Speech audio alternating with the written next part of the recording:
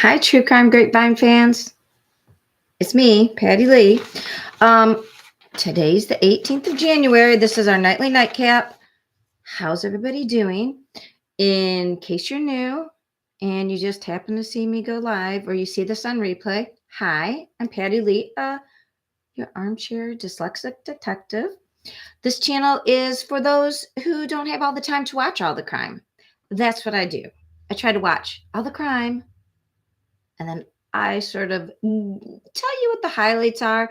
I always try to organize by the adjudication process. Easy for me to say. So that was I call this edutainment. So I kind of try to put in a little bit about the court system and what's going on, and I do always try. I have a background in educational psychology. I Unlike Brian Koberger, who is called a sometimes in the he's called a doctoral candidate. He is not a candidate. He's a doctoral, meaning he's a PhD level student. He's not a candidate. A candidate means you've passed all your tests, you've done all your work, all the classwork, and then on top of that, like passing all those classes, then you also passed your major and your minor exams, which usually set old fashioned wise, anyways, 2 days for your, you set 2 days for whole days for exam questions that you write that are graded later. And then you do a minor, either sitting down and doing a written exam, or you might do a paper, and then you have to be tested and you defend those things. And then you're allowed to write your dissertation, which means you get a whole new committee and you start that process. That's a whole separate process, and that's called. Then you're a candidate when you're going to do your dissertation work. Actually, so a PhD is to get to be called a doctor. You have to do two things: all the schoolwork, all the defending your schoolwork, all the tests for your schoolwork, and then the other that's called a partial requirement. The other half is the dissertation. So I only did all the work and I did not finish writing my dissertation. Brian only just started. So we don't know where he was going. We don't know. But I come from that background. And so I really do I will tell you all the gossip. Don't you worry. And I do get out my pitchfork once in a while and go along with the mob because I am angry about certain things like that. Athena Brownfield case and the other Athena case. I mean, those things, that I get my pitchfork out. Sometimes I'm Professor Patty, and I might just give you some information like about what is a sociopath. Like when we're talking tonight, we'll talk about Brian Walsh. Might give you some information, just what I think. You don't have to believe it or not. But when I cover cases, I'm going to play the devil's advocate a little bit. I'm not just going to go with what we want to confirm. I'm also going to be like, and so what's on the other side? Because that's what the legal system does. So I hope you're okay with that.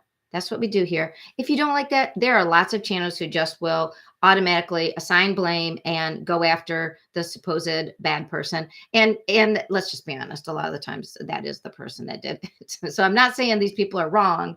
I'm just saying I'm not always comfortable with my pitchfork out for the whole entire time. Sometimes I like to play the prosecution side. Sometimes I like to be a protector and play the defense side. Like to be an academic and be the professor. Do you see the P literary things here? Yeah. So anyway, maybe I'll get a die and actually roll it and I'll give you the different ideas if we want to argue about a case. But for right now, these nightly nightcaps are because there is too much crime, not enough time. I used to do one weekly uploads and they were taking like 3 hours. I drink because it's the grapevine. So I started like trying to and I love a theme because I was a kindergarten teacher. And if you know any teachers, you know they love a theme. So I used to theme every case. And when I did 8 cases with 8 different drinks, I got sick to the point where I was down for 2 days. So tonight I have this is a skinny margarita. It is rimmed with salt, but it's the Bethany Frankel skinny margarita, but it is called the sweeter skinny margarita. let's so this is let's start with Maya Miliete, Anna Walsh. This stream will be dedicated to the wives of men who don't know how to say divorce and instead, over my dead body cases. That's kind of the theme of tonight. So, to the victims, if you are a victim of domestic violence, I know it's hard to get out. I'm not saying tell the guy, make a big scene, make a stand, make a plan, even if it takes a while, and sneak out. Like you don't have to tell. Like get yourself safe. That's all you need to do. I'm not. I don't even know about the legal stuff. Get yourself safe. Okay, ladies and gentlemen, if you're a gentleman in this case, because after watching the Depp trial, let me just tell you, men also are victims, in my opinion, and in that jury's opinion. Okay, bottoms up.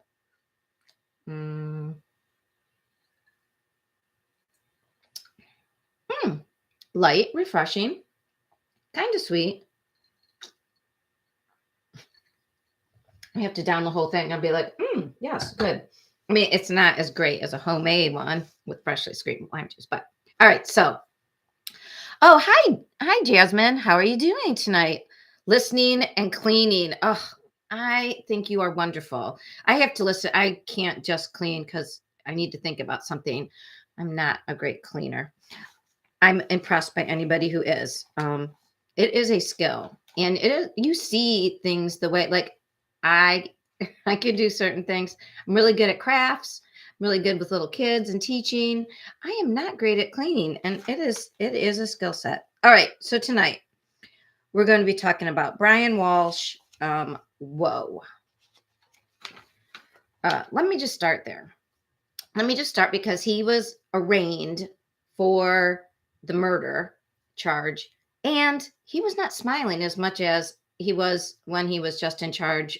He charged with getting away with the investigation, like getting the investigation off, not off center. Would they say that they didn't say obstructed the case, but his first charge was delaying the investigation because he, like a lot of other friends this year that I've discussed cases, usually it's a parent. We know that when people don't tell things for days or sometimes months, that probably somebody is no longer with us in the land of the living, and probably that person had something to do with it. That's all allegedly, statistically as well. Yes. So Brian Walsh was in court today, looking a little more serious and stunned, but still sort of with that sort of blank expression on his face, like, okay, okay. One thing that was interesting is this was his arraignment where they read you your charges. You can waive that if everybody's cool with it. And his defense attorney tried to waive it.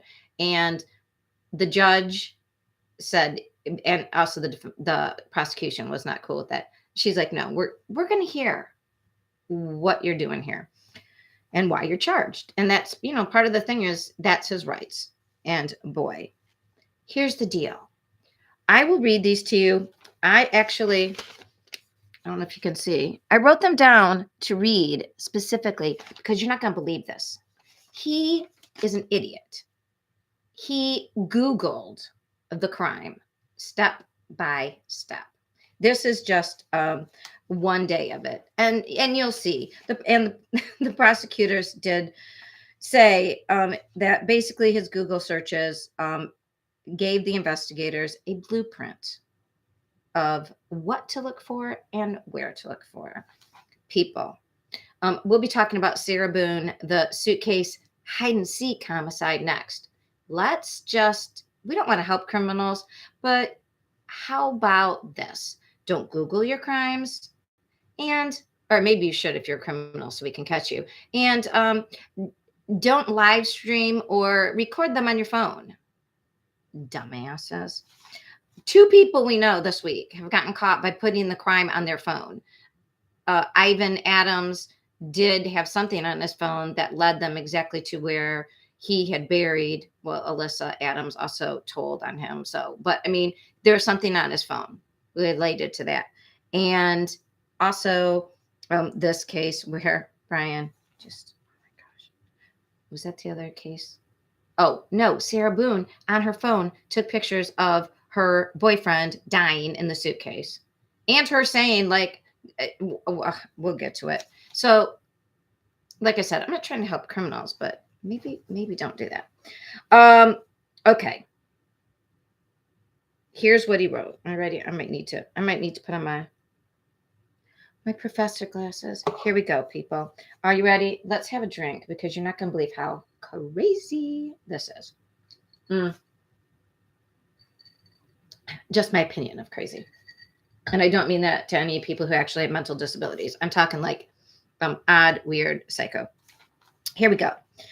On the 27th. Okay, so this is the only this is the only normal search that he did, and it's prior to the murders. And I assume the answer was not Massachusetts. What is the best state to divorce for a man? Okay, well, marriage troubles. That's not too, I mean, if his wife wasn't missing and there wasn't all her blood everywhere, that wouldn't be too bad. But then suddenly, soon after that, on the 1st, it is dismemberment and the best ways to dispose of a body. Next, can you be charged with murder without a body? Oh, Brian. You know the answer to that one now, don't you? Yeah, the suitcase one, Jasmine, horrific. As soon as I'm done reading these searches, we're talking about her. What a crazy lady. Whatever. Also, and then right after that, we're going to be talking about a guy who killed his girlfriend who was cheating on him and went and killed the guy. And I will tell you, we're not going to victim blame, but also when you are sleeping with somebody and especially living with somebody, don't do whatever they want. But I mean, don't cheat on them. Break up with them first and then cheat. Because you're going to get caught and people go ballistic. I mean, it's and they still should be. I mean, that's not an excuse, but what I'm saying is, wow. Treat your loved ones correct, because there's a lot of psycho people out there that when they are disrespected, they're not going to just yell and shout about it. Hashtag if you know, you know. Okay, so the other ones by 4:58 a.m. on the 1st, so about 5 o'clock. How to stop a body from decomposing. 10 ways to dispose of a dead body if you really need to. How long for someone to be missing to inherit? Because you got to get your financially responsible. He's not just a murderer. He's also on the ball financially. Can you throw away body parts? What does formaldehyde do? How long does DNA last? Can identification be made on partial remains? Yes, dear, they can.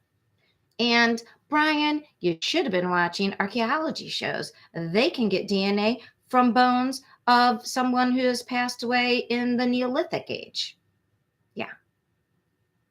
Pays to watch historic YouTube. Time Team. That's all I'm going to say. Watch Time Team. Dismemberment and the best way to dispose of a body.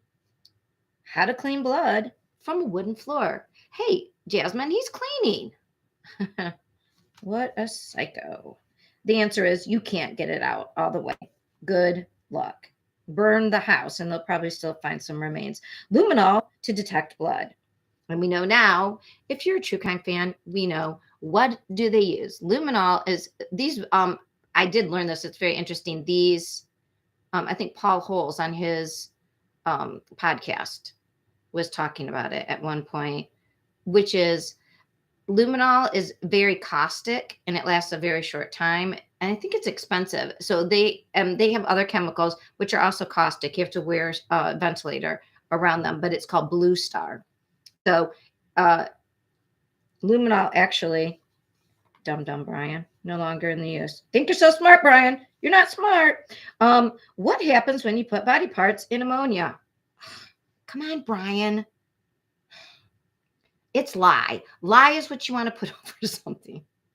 Sorry, that's old school. If anybody's an old school crime lover, we know that lie, the stuff they made soap out of, that helps decompose and cover up smell. Why am I helping criminals? Sorry, that's just in all the crime novels. What happens when you put bodies in part? Okay. Oh, by 1 p.m. that day, this is all on the first. Is it better to put crime scene clothes away or wash them? To throw them away or wash them. So, I was he like Googling like how to murder somebody 101? This is these, I mean, obviously he was desperate at this time. But about the clothes and dumbass, the answer is, well, I'm not going to tell you what the answer is. Hmm.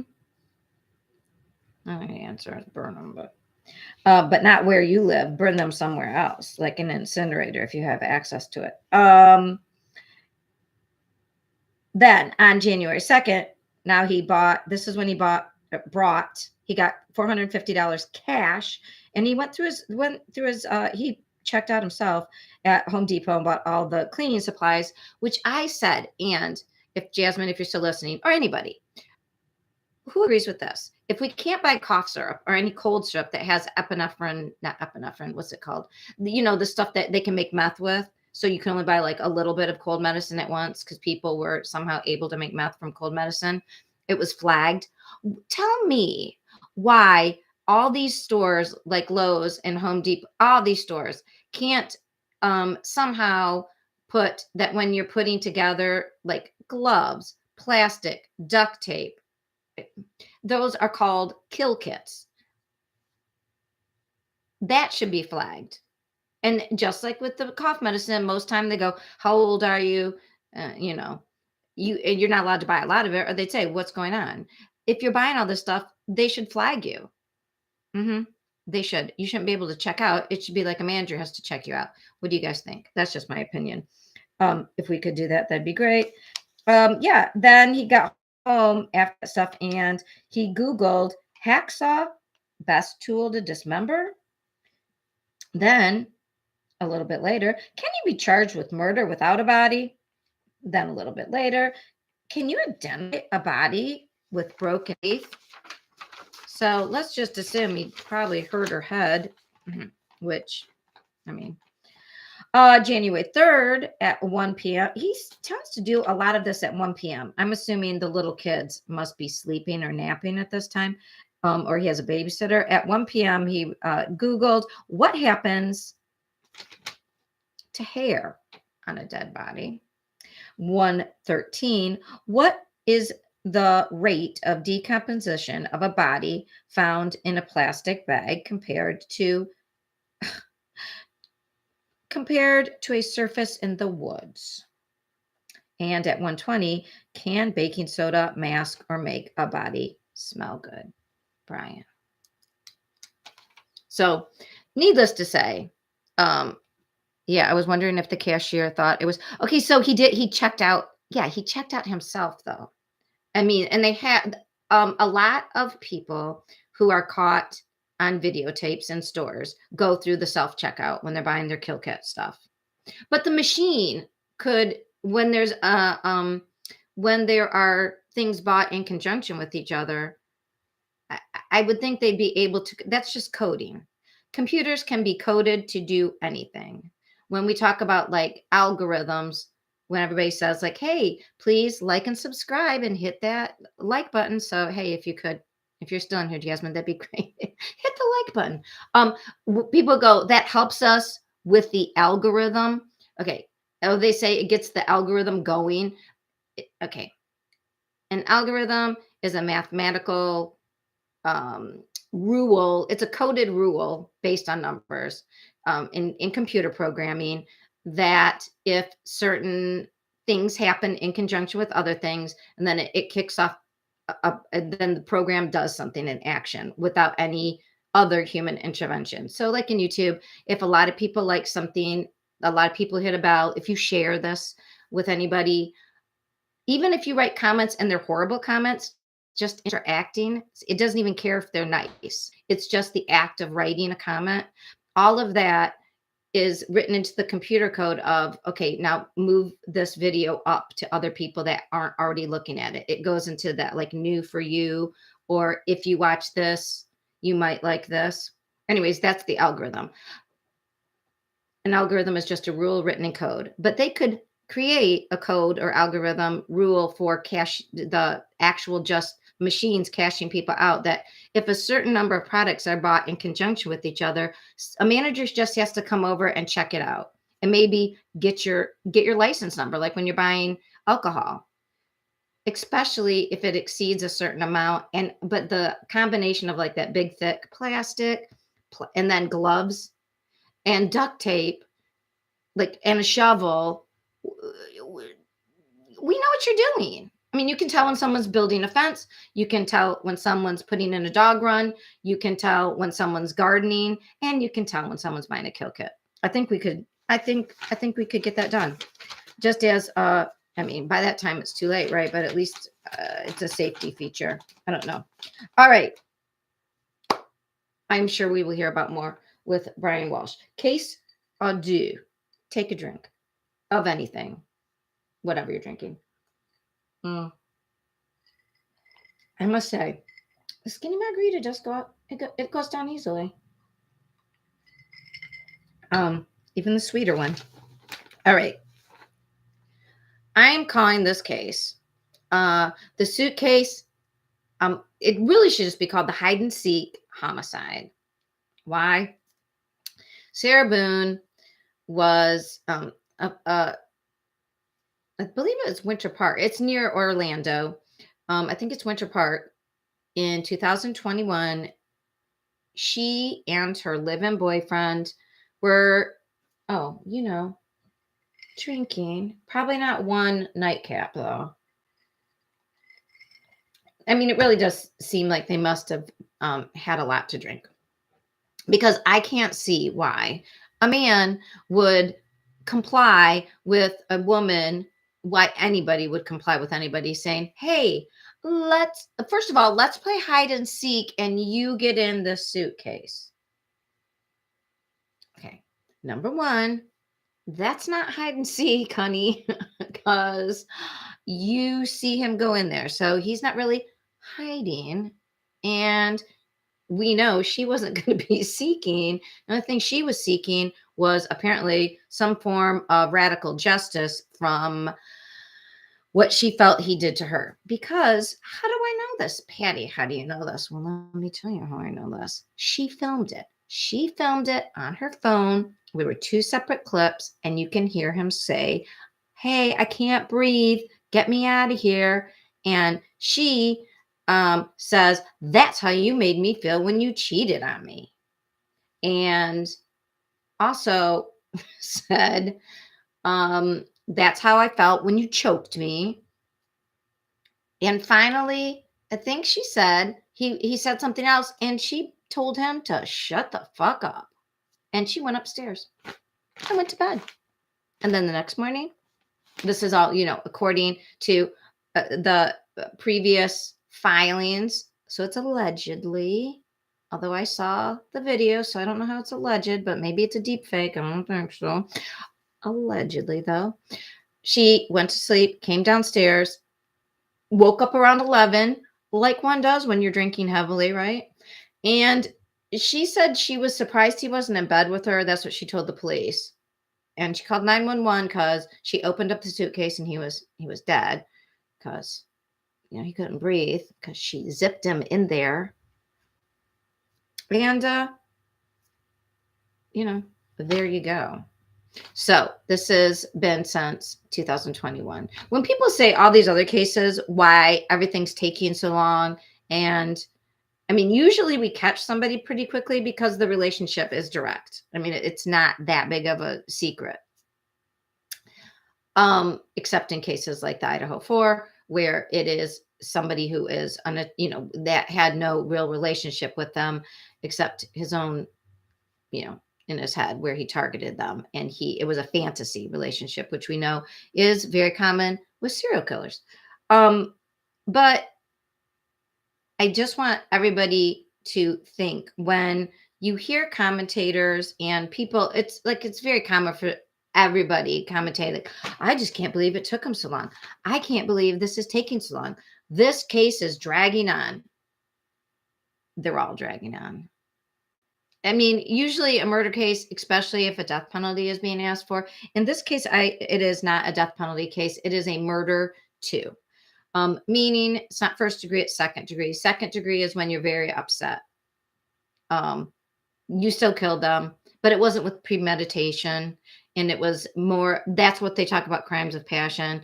Now, I mean, I don't know if they checked her blood level when they immediately arrested her when she showed them her boyfriend in the suitcase. They hide and seek. So we will find out more. She was supposed to go, and why am I talking about it again? So there was a status hearing, and she 17th. She and her counsel now have vacated they asked for continuance. They vacated the January 30th date when the trial, she was supposed to start having her, I think it was a prelim trial. It's not going to happen. Why? If you watch Peter Tragos, and so a lot of as much as possible every day about true crime. And one of the channels that is a lawyer is called The Lawyer You Know, Peter Tragos. He's in Florida. So it's good when there's these Florida cases because each state's law is a little bit different. So it makes a difference when you're getting your information, like advice and even just their speculation from lawyers in different states. So Peter Tragos is in Florida. We have lots of cases that happen in Florida, as you know. I am sure if you're a fan of true crime. So rule 3.201 in the Florida rules and procedures says that if you are going to have the defense of battered spouse syndrome, then you need to give the court at least 30 days before your trial. So it would have been only like 14 days before her trial stuff was starting. And so that was vacated. Also, I believe yesterday, her lawyer, he has active COVID now. He also has another case that is a death penalty case. It's going to take weeks and you can't really we've talked a lot about the Lori Vallow. She had a Daybell case. If it's death penalty, you're going to pay the ultimate price. They really give everybody their fullest attention. Obviously, this is a very serious thing. So she will now. We're into April, I believe they said. Oh, look at me. I'm to reach for I did that old person thing where I went for glasses that weren't on my head. Yeah. April now is her next date. And, she's going to, obviously, she's invoking battered spouse syndrome. And she did say on that, she did say this is how I feel when you choke me. I mean, we'll hear a lot. And you guys know how this goes. We'll hear from her past boyfriends, all her past boyfriends. Was she weird like this with them? All right. Third case. Everybody drink. Jasmine, are you still cleaning? Will you clean my house? Sorry. I know. I can clean my own house. I hate cleaning. All right. Goshen, California. Have you guys heard of what happened in Goshen, California? It's a rural area. It is 170 miles outside of from downtown Los Angeles. That's like where they sort of oriented everybody. It is in the county. And do you guys notice how they always say the county? That's interesting because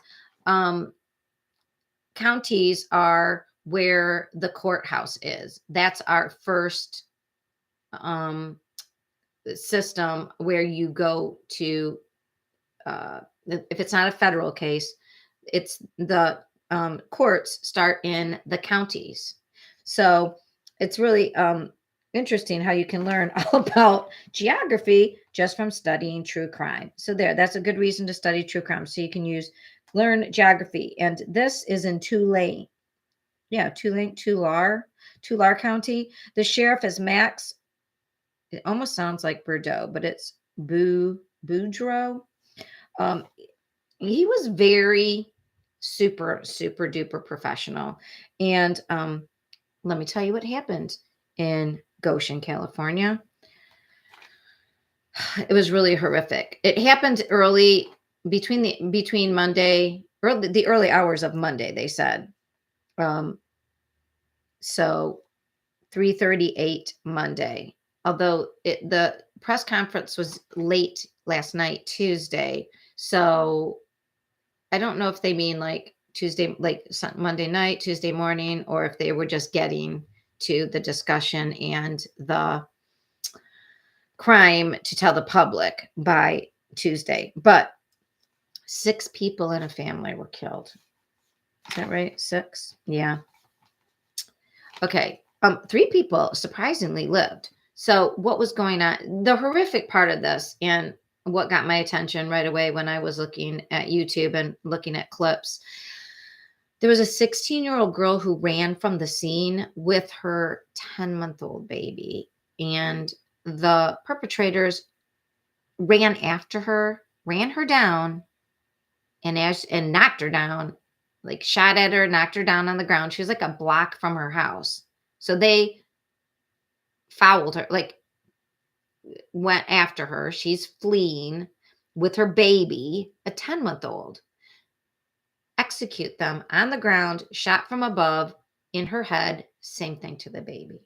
Like, and even if you wanted to send a message, because they think drugs are involved, they said they don't know if it's gang or if it is cartel related. They know that one of the deceased, they had just visited that house. That person was, I believe, dealing meth. But there was a grandmother killed. There was this 16-year-old and the 10-month-old, and they said they were all innocent. They had nothing to do with anything. So they said it was like an assassination style. Somebody was sending a message. So they came in. There were calls to their office at Monday morning at 3:38 in the morning. Neighbors. There was like all this shooting, probably automatic fire. Yeah, they killed the grandma, 72, in her bed, her son, his wife or spouse, their daughter, their other son, 6 people in all. And then 3 people surprisingly lived. One person who called the police was in the house inside a closet using like, you know what I mean? And just hoping they weren't next. So I don't know. We will hear, I'm sure we hear a little bit more about it. It's just really horrible. The suspects did get away. They saw 2 people. They think there might be a third because there might have been a car and a driver, but it is horrific. And yeah, the sheriff said they're going to find these people because this is not going to stand in his county. He said this was deliberate, intentional, and horrific. And the autopsies are expected to be finished by Friday. But unfreaking believable. Yes. The victims, just so they can be remembered: Rosa Perez, 72, Eladio Jr., 50, Perez, also 52, Jennifer Anelia, 49, Marcos Perez, 19, Alyssa Perez, 16, and then the baby, Nicholas Perez, 10 months old. All right. We need a drink after that one. I tried to just go an hour. How long am I? Okay. So there's another new crime besides this Goshen, Cali crime in Austin. So if you've been following me, I was really interested in the Caitlin Armstrong. She's the girl who ran off to Belize after Mariah Wilson, a professional cyclist, was killed in Austin. This has lots of overtones for some reason of that. Not just, but it also tends to involve like jealousy, or at least there's a couple where one was cheating and the other finds out, and then there's a killing. But uh, again, allegedly with the Armstrong case, and I follow somebody called the Docket, Eric Big E, and he also has his, I forget what his YouTube channel is. He's very good at getting all the legal information. He's on Twitter at Chasing Papers 89. Go follow him if you're interested. He's right on top of it with legal filings. He's a must follow. If you're out there, Biggie, hey, it's me, your favorite knucklehead. And I was very much playing the devil's advocate with this, with the Armstrong Mariah Wilson case, because Mariah Wilson was visiting Austin, and I was unsure how Caitlin would have located that house and gone in and shot it up. She was shot 5 times in the head. Now, did she use, now they said she may have used a location app to find where her live-in boyfriend was, and she followed him there. That timing is a little off. I mean, and we're not exactly sure anyways. But in this case, a lot that can be contended. Let me tell you what happened. So on January 8th, a young lady broke up with her boyfriend, her long-term boyfriend that she lived with, whose name is Eric LaMountain, and he's 37. She basically said, I'm in love with somebody else. And this guy's name is Gavin Wood. And he was not happy. She got a message from him on January 10th saying, hey, by the way, I know where he lives. And do you remember? Let me see exactly what he said. Something about like, do you remember what I told you I'd do if you cheated on me? And she's like, are you going to kill me? And he said, not you. And then he said he was on his way over to the guy's house with a gun. So according to her, she tells the guy, look, Cray Cray's on his way over with a gun. You might want to, we need to do something. And apparently this man was not impressed, or he didn't take it seriously. He probably thought, look, obviously the guy's hot. I stole his girl. They're broken up now, but he's probably going to want to talk to me man to man. Maybe I'll get popped in the face. She leaves because she knows this guy. He says, maybe, I forget if she said he said for her to go, but she leaves. Eric does. When he said he was coming over, he showed her up. He like Snapchatted or something, not Snapchatted, but he emailed or DM'd, whatever, texted her a picture of himself in the rideshare going over, like a picture of like the rideshare showing that he was going to Gavin's house and he had a gun.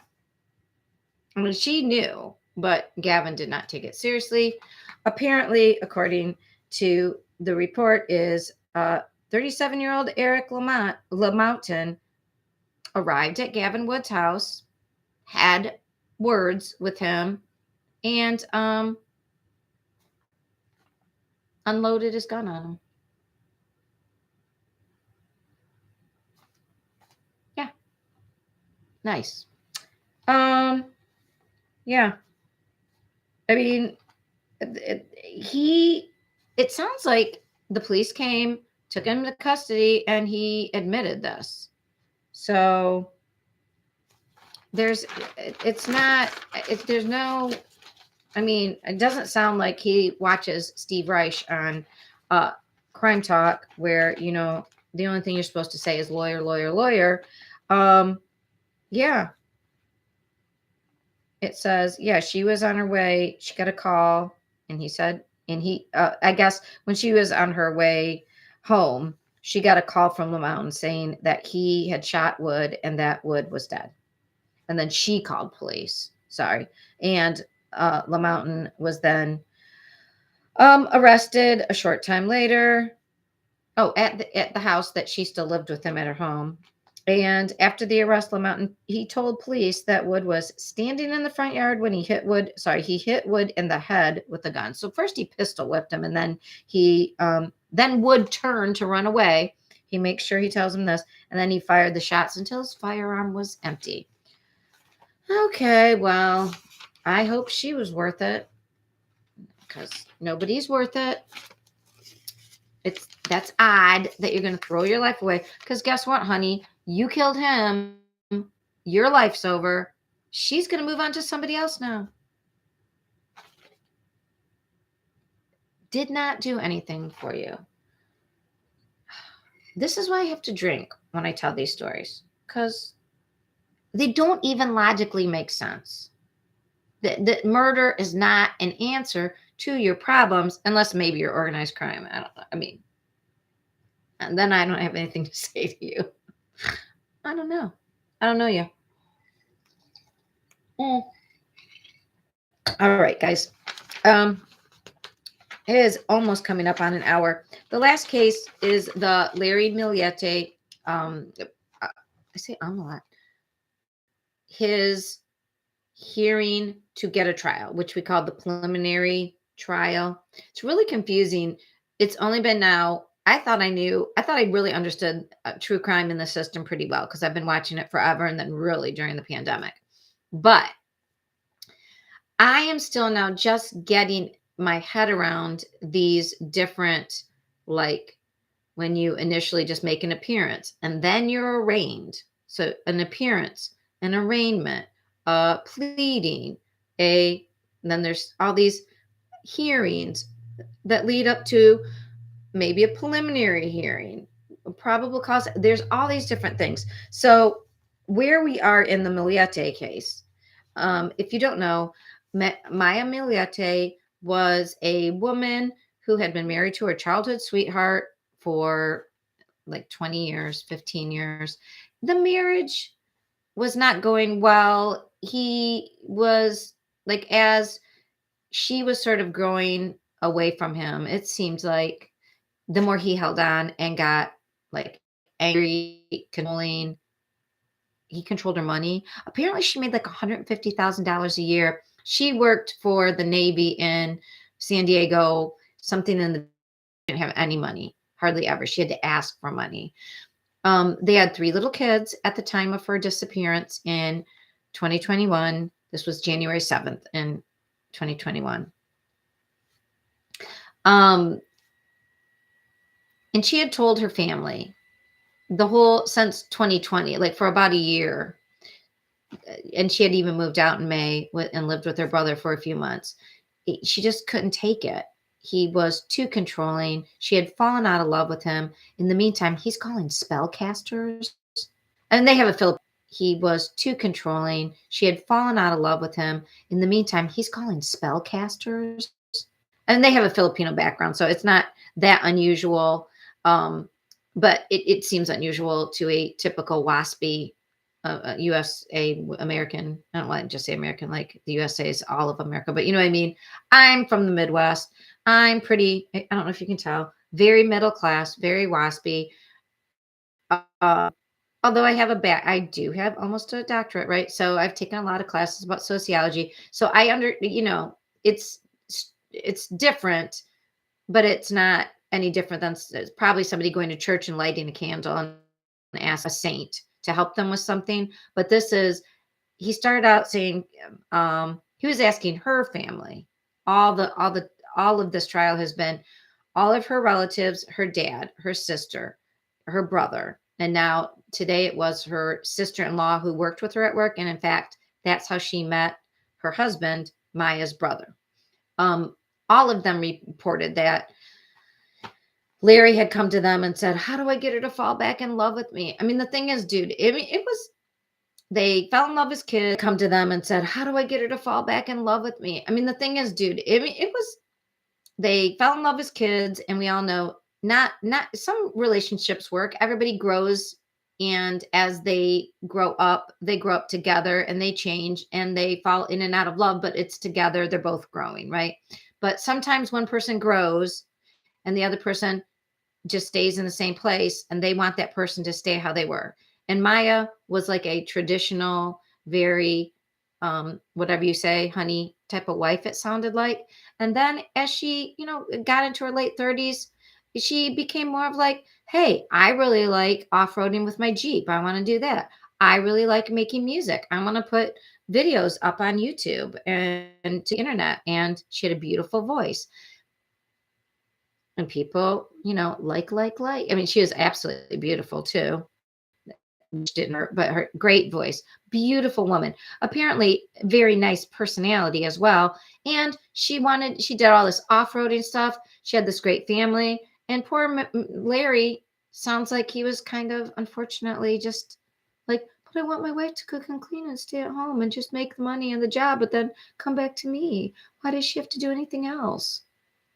Anyway, the testimony that carried on today just tells the story of a troubled marriage where everybody but Larry realized it was over. And his answer was on January 7th that there were a number of, I think it was 9 loud bangs that was captured on a neighbor's Nest camera. I'm sure we'll get to that. We haven't had testimony on that yet, but that's the little skinny on this tale. So there is no body.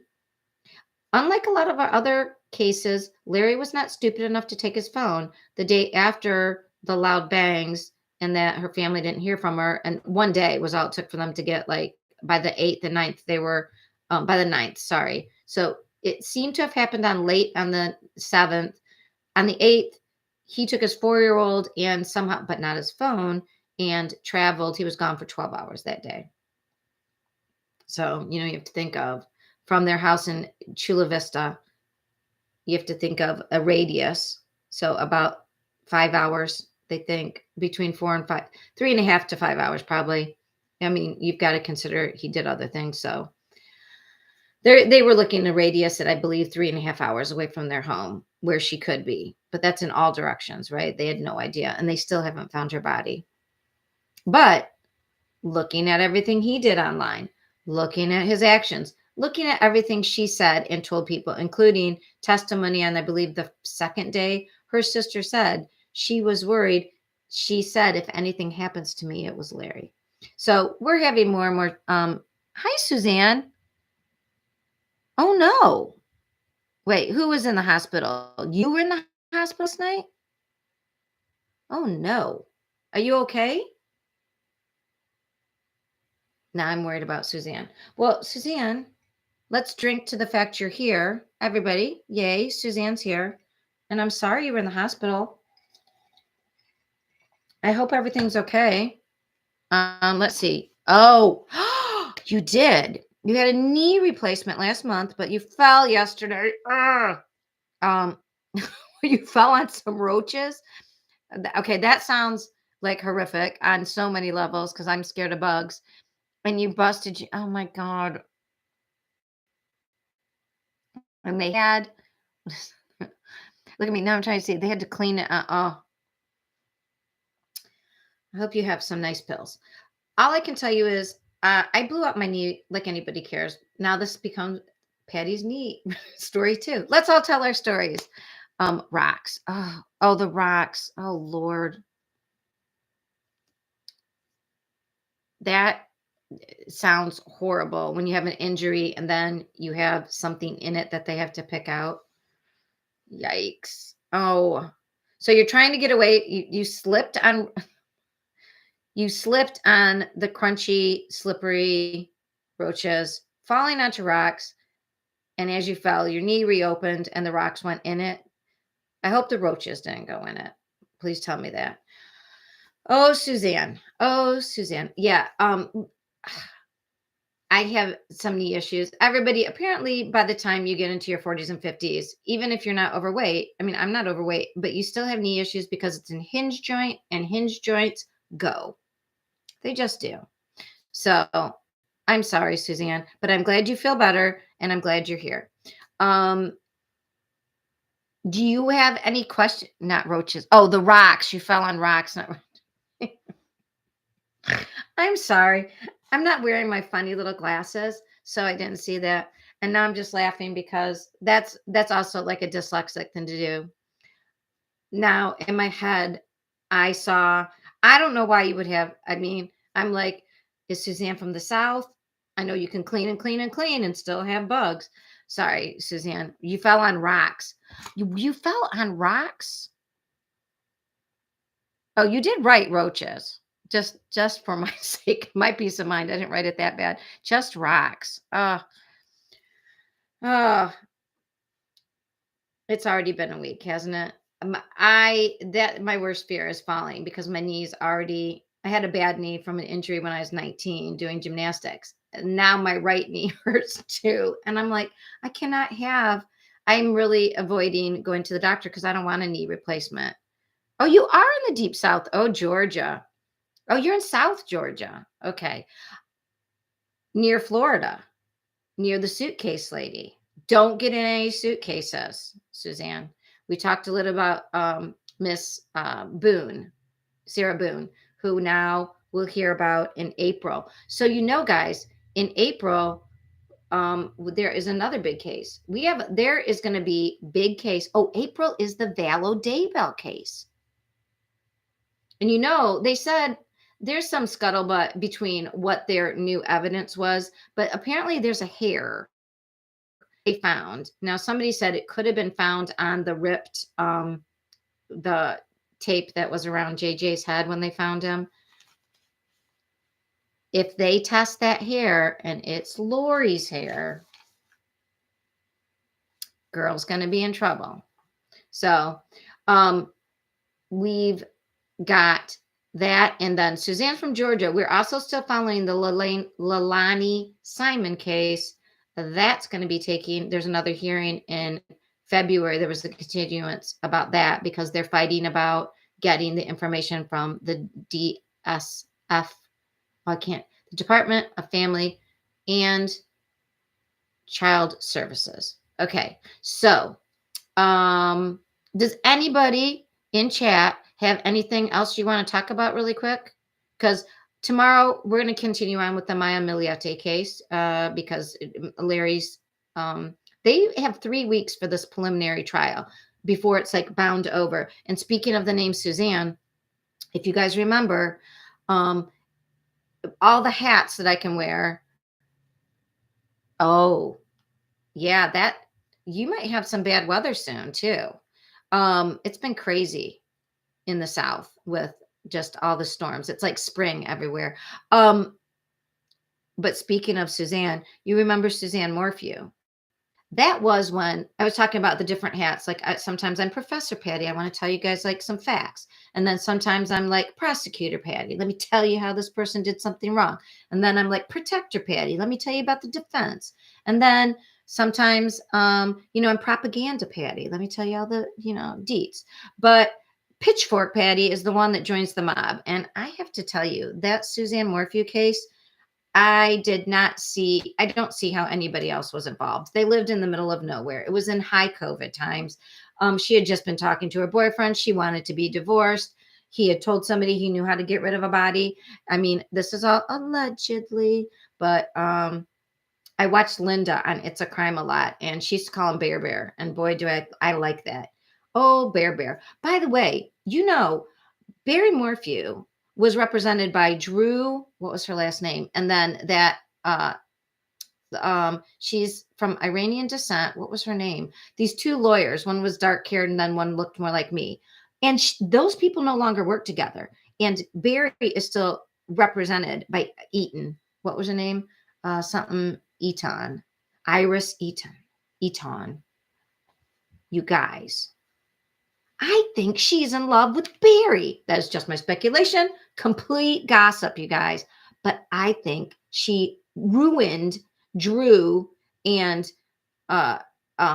Iris's, like they had been this strong female defense team that did work with men a lot and got them off. But I mean, that sounded funny. Sorry, didn't mean it like that. But that's my little dyslexia hearing a double entendre a lot. Yes, they can. Okay, Now, you guys, if you could go back and look at my Suzanne Morphew playlist. I was taping at this time, and it was really funny. But I said when the prosecutors had, remember, do you remember they had that huge release, the probable cause affidavit that Linda Stanley, the DA, released? It was like 180 pages long, and it convinced me, but um it was circumstantial, a lot of it. And then Iris and Drew were getting everything thrown out. This was wrong. This was wrong. You can't say this. You didn't get this. Anyway, I suggested then the only way out of not being able to use all this shit is you just drop everything and then you recharge. Drop it all and recharge. And I swear to God, within 5 days, that's what happened. They weren't listening to me because I don't have anybody listening to me. But I am telling you that that's what I would do. That is like chess. A lot of lawyering, I think, is strategic chess playing, chess 101.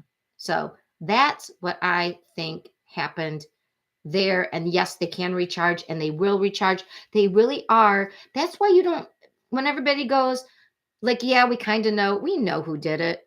I hate to say it. There's who else would have wanted to kill Suzanne Morphew? And who else could have during high COVID times? No, Barry. She didn't just run off on some random road and there would have been blood. There would have been no bull. Sorry, Barry. You're not fooling anybody. It's me, just Patty, allegedly, with my pitchfork. This is pitchfork Patty now. And I am telling you, me and the mob are coming after you, Barry. But you guys, it's so dumb. There's nobody else who could have done it. And at this point, and then I think he's made Iris Eaton fall in love with him. She represented him then in case he also voted for Trump in her name, which should have gotten him years. And somehow they let him off on that and still allowed him to hunt with guns. He shouldn't have a gun. Number one, it's a felony to vote in somebody else's name. And if you're a felon, you don't get a gun. And she got him like all these, like, she's a very good lawyer. And his permanent address was her office. And then it was announced that Drew and she were separating. I'm like, that girl is in love with Bear Bear. Bear Bear is rocking her world somehow. I don't know if it's physically or not. That's none of my business. Well, I mean, if it is and it's his lawyer, that's against the rules, but whatever. I don't know if rules exist anymore. So yes, they can charge him again. And I think Bear Bear will go down. Yeah. Oh, well, the kids. I don't know. I don't know Suzanne's girls. I think psychologically, the problem is one parent is dead. The other parent's all you have. And that's the parent also still. These kids are young enough. Now, Chad's family, I don't know. I think there might be one who's talking, though, to the police. So I don't think they're all on board. But the Chad Daybell thing, man, you've got religion mixed up in that. And I am not anti-Mormon, but what I am is realistic and a pattern finder. And I will tell you, Mormonism, one of their basic tenets in regular Mormonism is that, like, Catholicism has the Pope, but they don't really say, it's intimated that the Pope can talk to God, but he doesn't really say, and this is what God told me. But in the Mormon church, there is a prophet, a living prophet. And so the problem is, in the Mormon tradition, people who have made their own splinter Mormon things, they go, no, I'm the prophet. I'm the living prophet. Because it's sort of written like God will speak to you. Well, God is speaking to me.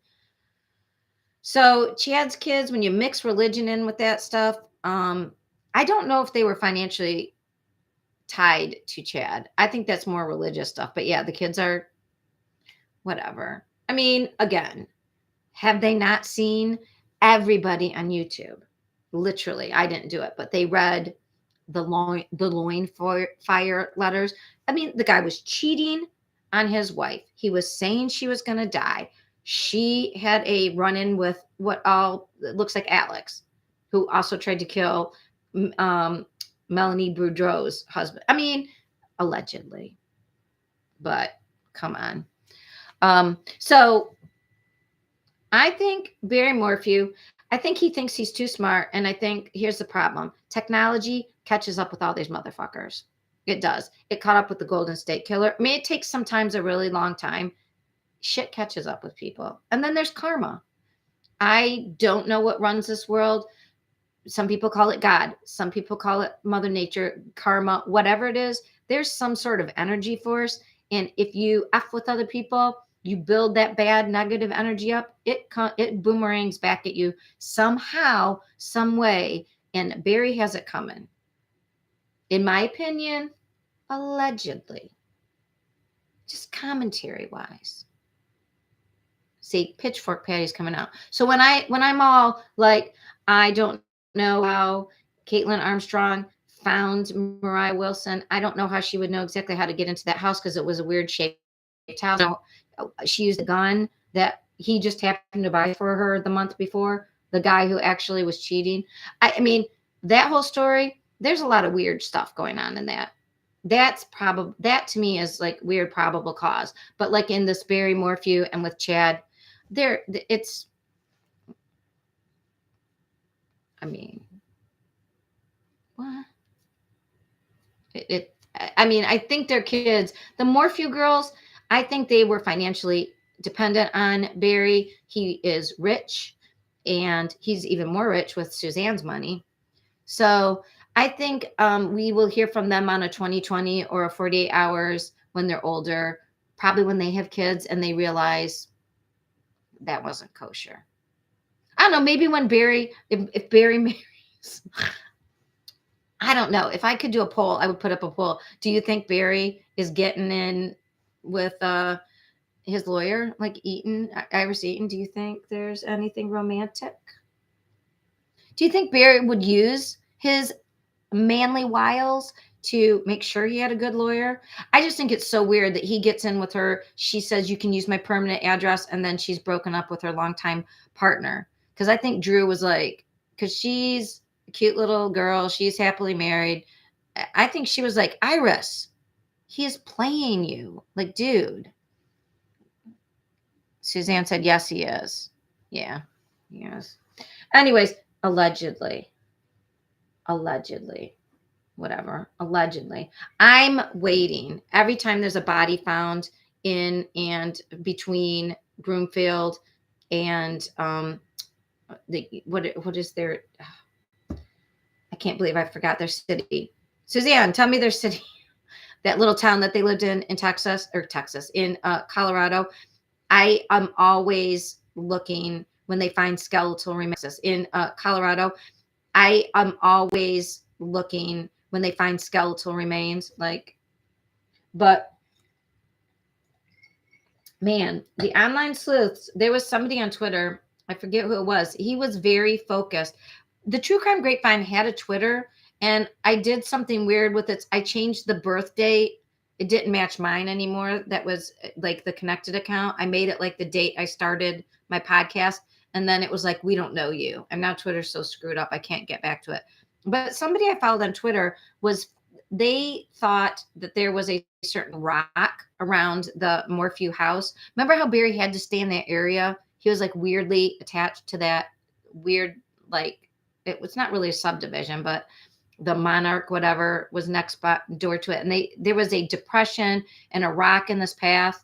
And somebody was also, Linda, It's a Crime, was saying you could watch how the trees grow, that it would show if there's more technology to see because if a body would, not only when a body starts breaking apart, the land falls down a little bit because it's not like they're in a lead lined coffin, and the trees grow differently around it.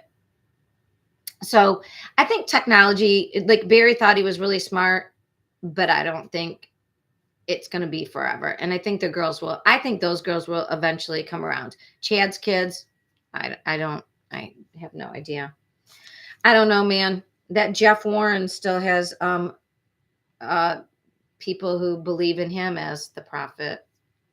If you know anything about that Mormon offshoot and all those kids that were, all the corn that was being grown out in, I believe it was between Arizona and Utah. Anyways, crazy. I mean, just like sick. All right. Does anybody want to talk about anything else? I'm going to stop chatting. I'm at an hour. Does Suzanne, anybody have anything else to bring up? No? Are we done? All right, you guys. So, hey, I highly recommend the bottled skinny margarita. It's skinny girl margarita, sweeter. It was called Salida. Oh, thank you. How could I not remember Salida? Salida and Broomfield. Yeah, I check that route. My Google probably thinks I live around there because every time there have been two skeletal remains found. One was a male, they knew right away. There was another one. And I watched that shit. The other thing I wonder about, do you guys remember Dylan Rounds? I wonder what's happening with the Dylan Rounds case. And Candace Rounds, his mom, man, she is really doggedly following that case. But it is so weird because where he disappeared, there's nothing out there. And the local police are not interested in helping. And it's just that gets me too. The West is beautiful, beautiful, but there's a whole lot of openness and nothingness and murder. So I don't know, man. Chicago might have a lot of shootings and stuff, but at least it's not like people can just bury you wherever. Anyways, yeah, that's the kind of thing I think about. Anybody else go to antique stores and when you walk around, you're like, oh, look, this would make, here's a little teapot. I have a little antique teapot, in case I want to spill the tea. Anyways, I walk past things if they're really heavy. I'm like, oh, that would be good. With that, God, you can murder somebody with that. Some of us just think about murder all the time. But anyways, thank you, Suzanne, for remembering that. Okay, guys, I will see you tomorrow. Be here or I can't think of something that rhymes with here. Or don't be here, I guess. Anyways, or you can watch it on replay, but I love it when you guys have stuff to chat about and tell me about because that makes it more fun for everybody. And I'll talk to you tomorrow. All right. So feel better, Suzanne, with your knee. Everybody, thank you for coming in tonight. And I will see you tomorrow. Bye.